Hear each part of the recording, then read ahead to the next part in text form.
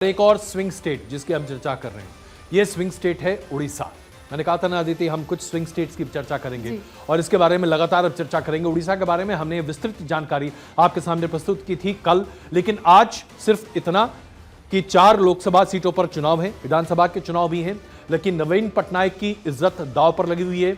उनके दत्तक पुत्र के तौर पर पांड्यान अपने आप में बहुत महत्वपूर्ण भूमिका निभा रहे हैं। कुछ ऐसे क्षेत्रों में यह चुनाव हो रहा है जो अपने आप में बड़े महत्वपूर्ण है। कालाहांडी दुनिया भर में इसे हम कहा करते थे it's the bowl of poverty, लेकिन आज कालाहांडी की शक्ल बिल्कुल बदल चुकी है।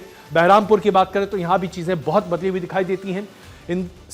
तो उड़ीसा को लेकर भारतीय जनता पार्टी की उम्मीदें बहुत जबरदस्त हैं और सबसे बड़ी बात यहां यह है कि 21 सीटों में से भारतीय जनता पार्टी अगर आधे से भी ज्यादा सीटों पर अपनी बढ़त बना लेती है, क्योंकि अगर आप उसके 2019 के आंकड़े देखें, बीजेडी ने 12 सीटों पर अपने बढ़त को बनाया था। 2019 में 12 सीटें हासिल की थी 42.8% वोट शेयर के साथ। एनडीए के पास 8 सीटें थी 38.4% वोट शेयर के साथ। यूपीए यानी कि कांग्रेस और गठबंधन 13.4 शेयर, 1% उनके पास, 1 सीट उनके पास आई थी।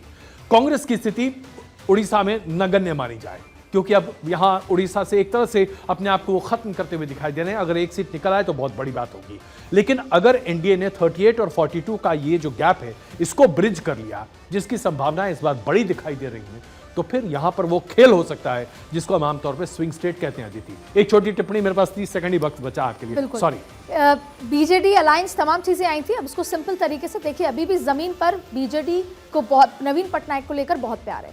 2 रत्न बीजेपी के यहाँ पर उतरे हुए, वैसे तो पूरे ही, लेकिन अगर धर्मेंद्र प्रधान सबको पता है, और अगर राजनीतिक प्रस्ताव और तमाम चीजें लिखनी होती हैं तो फिर आते हैं संबित पात्रा, स्क्रीन पे भी संबित पात्रा। इसलिए वहां पर ये इंपॉर्टेंट खेल चल रहा है।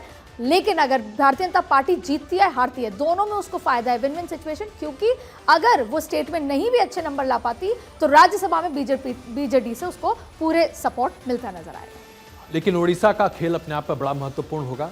इस बार देखना होगा कि नवीन पटनायक, जिन्हें हम एक अलग नजरिए में देखा करते थे, 2000 में वो मुख्यमंत्री बने, आज 24 साल से मुख्यमंत्री हैं।